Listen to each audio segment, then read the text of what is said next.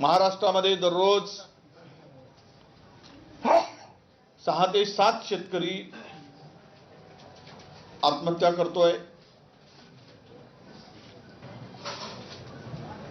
शेतकऱ्यांना कर्जमाफी देऊ म्हणून सांगून मतं घेतलीत आणि आता तारीख पे तारीख देत आहेत।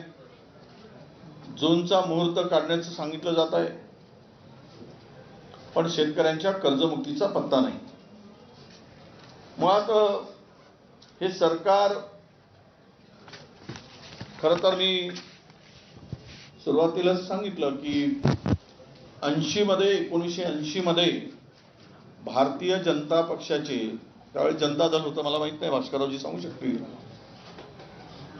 14 आमदार होते। त्यावेळी सुद्धा विरोधी पक्षनेते पद दिलं गेलं होतं। 2085 मध्ये भारतीय जनता पक्षाचे 16 आमदार होते, तरी पण त्यावेळेस विरोधी पक्षनेते पद दिलं गेलं होतं।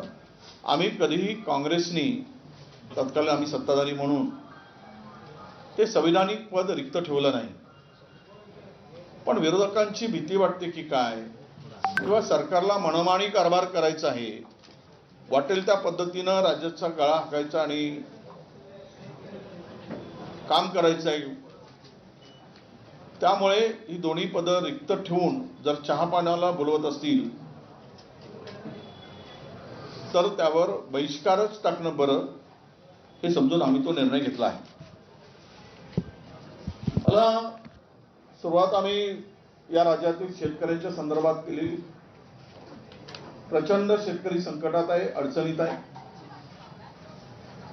कापूस सोयाबीनच्या संदर्भात काही बोलतील, पण त्यामध्ये आज तरी जे कापसावरचा